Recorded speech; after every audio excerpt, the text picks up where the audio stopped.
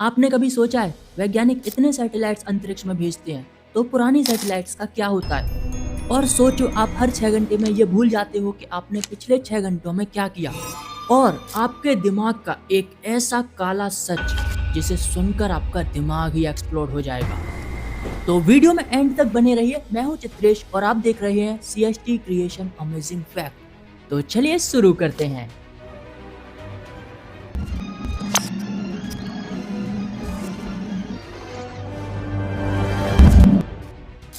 आपको ये सुनने में अजीब लगेगा कि हमारा मस्तिष्क हर समय खुद को खाता रहता है। हमारा माइंड जो कुछ भी करता है, हम जो भी सोचते हैं, हमारे मस्तिष्क में बनने वाली कोशिकाएं एक समय बाद मस्तिष्क को ही खाना शुरू कर देती हैं। एक लंबे समय से ये माना जाता रहा है कि हमारा वयस्क मस्तिष्क स्थिर होता है, ये किसी भी तरीके से बदलता नहीं है। लेकिन एक रिसर्च ने सबको हिला कर रख दिया।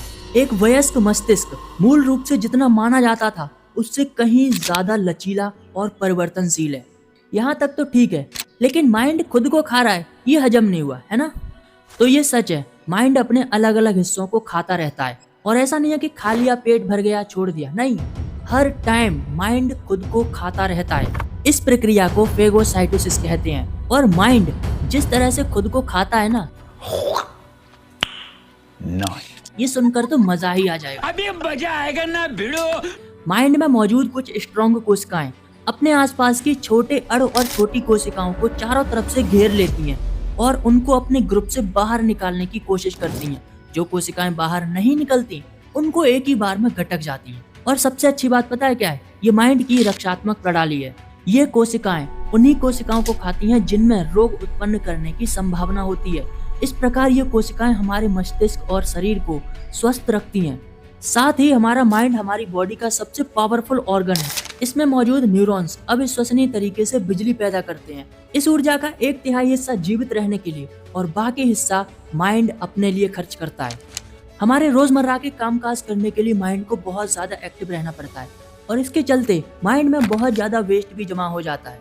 और कभी कभी हम वो जरूरी काम भूल जाते हैं जो हमें करना जरूरी होता है, फिर बाद में याद आता है, अच्छा मैं भूल कैसे गया। तो ये वही कोशिकाएं थी जिनको माइंड ने वेस्ट समझकर खा लिया था। फेगोसाइटोसिस माइंड को एक तरह से स्वस्थ और एक्टिव रखती है और माइंड को पहले से बेहतर बनाती है। सोचो आप हर 6 घंटे में ये भूल जाओ कि आपने अभी क्या किया। बॉलीवुड मूवी गजनी आपको याद होगी, उसमें भी कुछ ऐसी ही सिचुएशन दिखाई गई थी। लेकिन क्या आपको पता है एक्चुअल में रियल लाइफ गजनी भी मौजूद है। जर्मन के एक इंसान डैनियल स्मिथ, जिनको मेमोरी लॉस की बीमारी है। मान लो दोपहर के 12 बज रहे हैं और 6 घंटे बाद शाम के 6 बजे खत्म मेमोरी, कुछ भी याद नहीं, क्या किया मैंने अभी। इसलिए इनको अगर कुछ याद रखना होता है, कुछ इम्पोर्टेंट होता है, तो उन सबका वो एक नोट्स बनाकर रखते हैं। इसे शॉर्ट टर्म मेमोरी लॉस या एंट्रोग्रेटेड एमनेशिया कहते हैं और इसका कोई इलाज नहीं है। और ये बीमारी बहुत ही रेयर है। इसमें नई यादें बनाना बहुत मुश्किल हो जाता है। बड़ी बड़ी दिमागी बीमारियां जैसे अल्जाइमर, इसमें भी यादें नहीं बन पाती। इंसान चीजों को भूलने लगता है, लेकिन उतना याद रहता है जितना जीने के लिए जरूरी है। लेकिन डैनियल स्मिथ के केस में एंट्रोग्रेटेड एमनेशिया जैसी बीमारी एक समय बाद सब कुछ भुला देती है। कुछ भी याद नहीं, एकदम फ्रेश मेमोरी। आपने कभी सोचा है वैज्ञानिक इतनी सैटेलाइट्स को अंतरिक्ष में भेजते हैं तो जो पुरानी सैटेलाइट्स होती हैं उनका क्या होता होगा?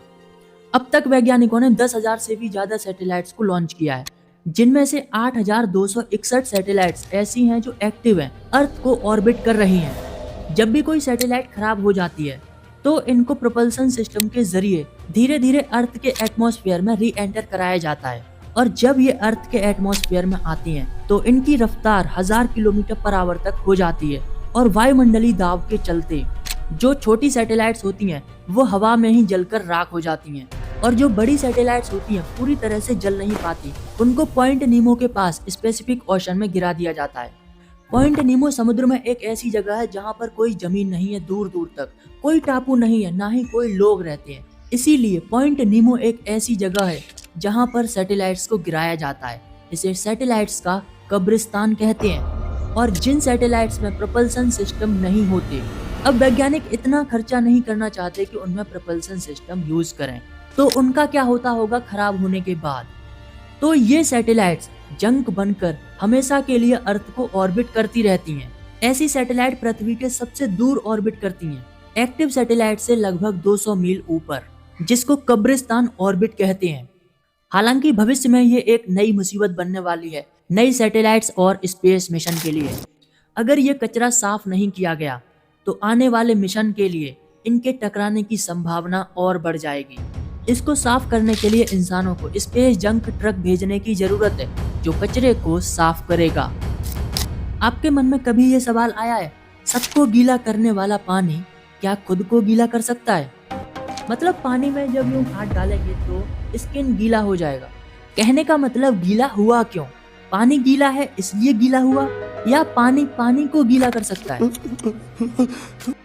तो देखो, हम गीलेपन को तरल या नमी के रूप में डिफाइन करते हैं। पानी के साथ साथ सभी तरल अन्य पदार्थों को गीला करते हैं। यानी जब भी तरल पदार्थ यानी कि नमी को ठोस सतह के साथ संपर्क कराते हैं तो वो सतह गीलेपन का अनुभव करती है, बशर्ते वह वस्तु हाइड्रोफोबिक यानी कि वाटरप्रूफ ना हो। यानी नमी को तरल पदार्थ की ठोस सतह के साथ संपर्क बनाने की क्षमता को गीला होना कहते हैं। मतलब पानी खुद गीला नहीं होता। समझ रहे हो आप? समझ रहे हो? अबे जल्दी बोल, कल सुबह पनवेल निकलना है। इसका कारण है पानी का मॉलिक्यूल स्ट्रक्चर। पानी 2 हाइड्रोजन और 1 ऑक्सीजन मॉलिक्यूल से मिलकर बना होता है और ये सभी मॉलिक्यूल एक दूसरे से बंधे होते हैं ससंजक बल के द्वारा, और इसी कारण पानी गोल बूंद का आकार ले लेता है जो किसी भी सतह के साथ बहुत ही कम संपर्क में आता है, क्योंकि एक गोल वस्तु बहुत ही कम सरफेस को कवर करती है। जब पानी सतह से चिपकता है तो वस्तु की सतह पानी को फैला देती है और आसंजक बल के जरिए पानी के अणु सतह से चिपक जाते हैं, जिससे सतह गीली हो जाती है।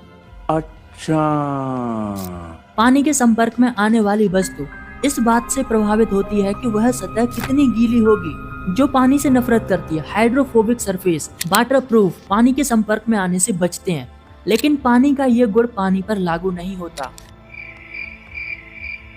पानी जब लिक्विड फॉर्म में होता है तो इसके अणु एक दूसरे से दूर दूर हो जाते हैं और दूसरी सतहों से चिपक कर ये उसे गीला करते हैं, न कि खुद को गीला करते हैं। ये भगवान क्या जुल्म है। तो दोस्तों, आज का ये वीडियो यहीं पर समाप्त करते हैं। उम्मीद है आपको ये वीडियो पसंद आया होगा। वीडियो को लाइक करना न भूलें। आप सबका प्यार और सपोर्ट ही हमें नए और इंटरेस्टिंग वीडियोस बनाने के लिए मोटिवेट करता है। चैनल पर नए हैं तो सब्सक्राइब करके बेल आइकन को ऑन कर लें ताकि आने वाले वीडियो की खबर सबसे पहले आप तक पहुंचे। तो मिलते हैं एक नए वीडियो में एक नए टॉपिक के साथ। तब तक के लिए take care and keep smiling and जय हिंद।